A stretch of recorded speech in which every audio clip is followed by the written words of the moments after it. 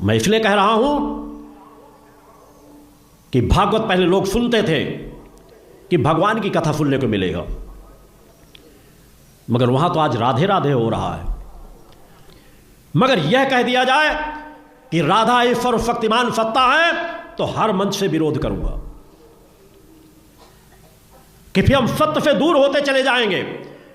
हमारे समाज को, सनातनियों को, हिंदू समाज को नपुंसक बनाया जा रहा है, नाचना सिखाया जा रहा है।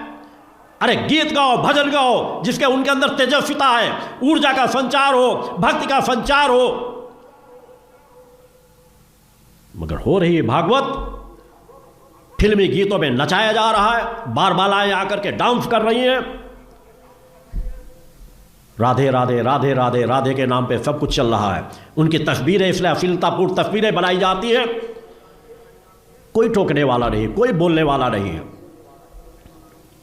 इस धरती पर एक भी ऐसा साधु संत सन्यासी नहीं है जो ये कह दे कि राधे को मैं नित्य देखता हूं, राधे मेरे पास सदैव रहती है।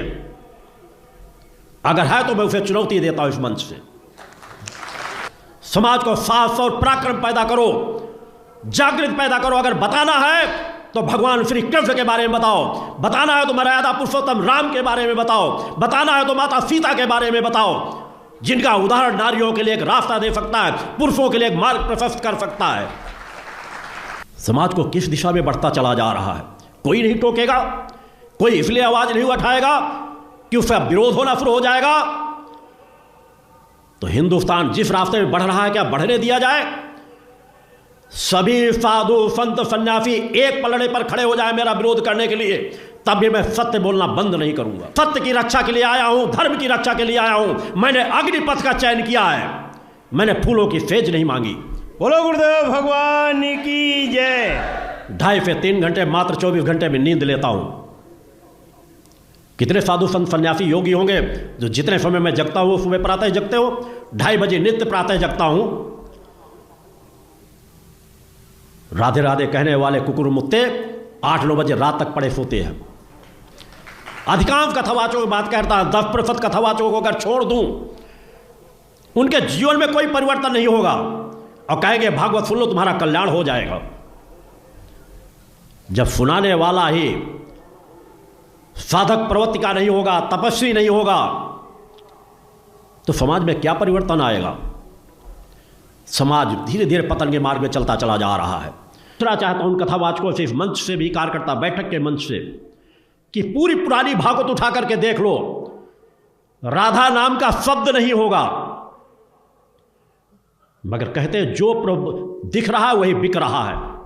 काल्पनिक चीजों में खोते चले जा रहे हैं। ठीक है, हर काल परिस्थितियों में किसी समय राम ने जन्म लिया, किसी समय कृष्ण ने जन्म लिया, हमारे देव पुरुषों ने जन्म लिया, महापुरुषों ने जन्म लिया। ये हमारे लिए सभी पूज्य हैं, सम्मानित हैं, मगर ये हमारी आत्मा के जननी नहीं हो सकते। न राम हो सकते हैं, न कृष्ण हो सकते हैं। ये हमारे लिए देव पुरुष हैं, हमारे लिए पूज्य हैं, मगर सृष्टि के रचयिता नहीं है। उस माता आदि सती जगन्नी जगदम्बा के चरणों में हजारों लाखों राम और कृष्ण उनके नख में समा जाएंगे। वह है माता आदि शक्ति जगत जननी जगदम्बा। राधा और सीता करोड़ों करोड़ों उनके नख में समा जाएंगी। मगर आज समाज भग रहा है दौड़ में, इसलिए नाचने को मिल रहा है, गाने को मिल रहा है, मनोरंजन हो रहा है, काल्पनिक कहानियां सुनाई जा रही हैं और कथावाचक उसी रास रंग में खोते चले जा रहे हैं। हम आपस में लाठी चलाएं? अरे वो एक है, वो एक है, वो अनेक है। अनेक होते हुए भी एक है, एक होते हुए भी अनेक है। इस बात को समझो। जब देवी भागवत, तो देवी ही सब कुछ है, देवी के ही अंश से राधा है। समझिए आप, जब हम वृंदावन से बोलेंगे तो राधा के अंश से देवी है। जब आप शिव पुराण से बोलेंगे तो शिव के अंश से हरि है, और जब भागवत पुराण से बोलेंगे तो हरि के अंश से शिव है। आप इस बात को समझिए। जब लीला का बात, लीला प्रसंग आएगी तो उसमें भेद हो जाते हैं। जैसे ब्रह्म ऋषियों ने विचार किया कि इन 3 महान भगवत स्वरूपों में कौन सबसे बड़ा है। क्या उन ब्रह्म ऋषियों को पता नहीं कि हरि ही ब्रह्मा है, ब्रह्मा हरि ही शिव है? शिव ब्रह्मा और हरि में किंचित मात्र भेद नहीं। स्वयं भगवान बोले मैं ही हर हूं, मैं ही विधि हूं, मैं ही हरि रूप हूं। जगह जगह वर्णन है। लेकिन जब भृगु जी परीक्षा के लिए गए तो ब्रह्मा जी के सामने जाके ऐसे खड़े हो गए। यह भद्रता है गुरुजनों के सामने ऐसे खड़े होना, ऐसे नहीं खड़े हुआ जाता, ये अभद्रता कही जाती। गुरुजनों के सामने सावधानी पूर्वक हाथ जोड़कर या बहुत नम्र ऐसे। अब वो गए ऐसे खड़े हो गए। ब्रह्मा जी ने कहा तो सभा की मर्यादा के विरुद्ध है, पर भृगु जी उनके पुत्र हैं, थोड़ा गुस्सा आया पर शांत रहे। शंकर जी के पास गए, बोले आओ भाई, बहुत दिनों बाद आगमन हुआ भृगु जी से। बोले हम तुम्हारे गले नहीं लगते, परम पवित्र रहते हैं। उठाया त्रिशूल उन्होंने, हमको। भृगु जी शांत होकर के वहां, और भगवान हरि के पास गए, सैया में पड़े हुए थे, सीधे लात मारी जाके, सीधे छाती पे लात। भगवान उठे और कहा मुझे पता नहीं था आप आ रहे हो, नहीं आपकी अगवानी करता, और चरण दाबने लगे। बोले आपके चरण बहुत कोमल है, मेरी छाती बहुत कठोर, कहीं चोट तो नहीं लग गई। और आज के बाद जब जब अवतार भी लेंगे तब तक आपका भृगु चरण चिन्ह ये हमारे छाती पे बना रहेगा, ये हमारा बड़ा सौभाग्य हो। आंसू आ गए भृगु जी के। अब आप क्या कहेंगे? कोई छोटा बड़ा नहीं, जब लीला होती है और एक ही तत्व है तो रंगमंच पर वही सब रूप धारण किए, जगन नाटक वैभवा, इस बात को सब। पर जब हम किशोरी जी की बात कहेंगे तो किशोरी जी के अंश से सब शक्तियां हैं, और जब आप दुर्गा की बात करें तो आपको वहां से दिखाई देगा किशोरी जी दुर्गा जी के अंश है, क्योंकि इधर से अंश वो, उधर से अंश वो उनकी अंशी, वो उनकी अंशी, कोई अंतर नहीं। इधर से हम बोलेंगे श्री कृष्ण के अंश से शिव, और जब शिव पुराण में पढ़ोगे तो शिव जी के अंश से श्री कृष्ण। अब इसमें संशय थोड़ी, क्योंकि वही एक तत्व है, विविध प्रकार से लीला कर रहा है। इसलिए भ्रम का तो ध्यान छोड़ दो, भ्रम छोड़ दो।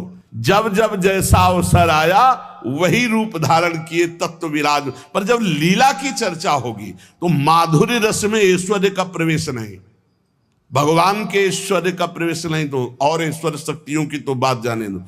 कभी आपको कोई भी शास्त्र मिला हो कि ब्रज में सुदर्शन चक्र का प्रयोग भगवान ने किया या प्रवेश हुआ, तो हमें बताना। ब्रज में तो आप थोड़ा ऐश्वर्य की झलक दिखा दिए, अंतर ध्यान हो गए, लेकिन निकुंज में कहीं नहीं कि अंतर ध्यान की लीला एक बार भी हुई हो। निकुंज में बताना पूरे वाणियों को पढ़ करके। अब जो निकुंज रस है इसमें कहीं वर्णन नहीं है कि अष्टभुजा का प्रवेश है या षोडश भुजा का।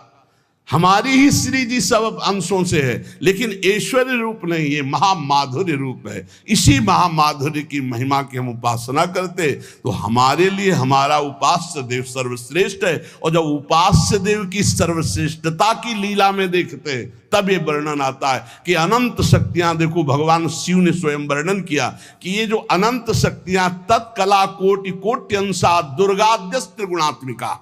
अब देखिए वही प्रभु है शक्ति, वही है शक्तिमान, किंचन मात्र अंतर नहीं। लेकिन प्रभु आदेश करते हैं कि मैं अब अवतार लेने जा रहा हूं, भागवत में पढ़ के देख लेना। तुम हे महाशक्ति बलराम जी का कर्षण करके रोहिणी के गर्भ में डालो, और मैं स्वयं अवतार लो। तुम जाकर नंद बाबा के यहाँ कन्या रूप से पूरी लीला पढ़ के देख लो। और नाम चामुंडा, कुष्मांडा, दुर्गा आदि तुम्हारे विविध नाम भगवान ने रखे, और तुम सबकी कामना पूर्ण करने वाली होगी। जाओ मेरा आदेश है, ऐसा करो। भगवान ने आदेश किया, शक्ति कार्य कर रही। भगवान की प्राप्ति के लिए उसी शक्ति की आराधना कात्यायनी रूप से गोपिकाएं करते हैं।